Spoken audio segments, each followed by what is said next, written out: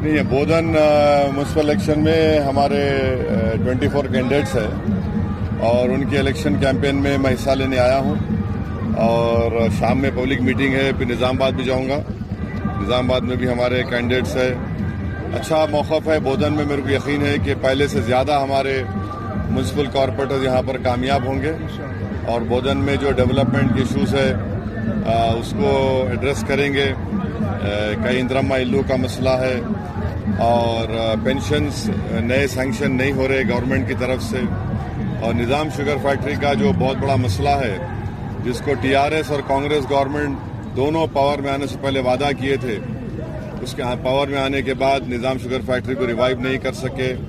जो लोग वीआरएस लिए उनके पैसे नहीं मिले, जो नहीं लिए उनके 6-6 साल के अमाउंट्स ड्यू है और बहुत गरीबी में आ गए वो लोग। तो ये इश्यूज है और हम उसको एड्रेस करने की कोशिश करेंगे। सर रिस्पांस कैसा है वार्डों में? आप दे रहे हैं ना रिस्पांस? अच्छा है, बहुत अच्छा रिस्पांस है, बहुत स्पॉन्टेनियस रिस्पांस है और हमको यकीन है कि अच्छा बड़ी विक्ट्री हमको यहाँ पे मिलेंगी इंशाल्लाह। टोटल 38 वार्डों में कितना सीट आने बोलते?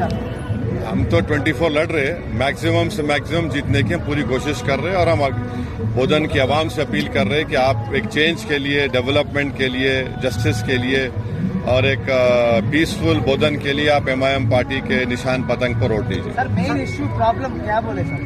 बहुत से इश्यूज है, सिविक कम्युनिटीज का इशू है, रोड्स का है, ड्रेनेज का है, स्टॉर्म वाटर ड्रेन का है, पीने के पानी का मसला है, पेंशन्स नहीं दे रहे, फैक्ट्री हाँ निज़ाम शुगर फैक्ट्री का, उसके रिवाइवल का, उसके एम्प्लॉयज का मसला है। सर चेयरमैन का सीट हासिल करने में पहले इलेक्शन की कैंपेन हो जाने दीजिए, रिजल्ट आने दीजिए, फिर बात करें।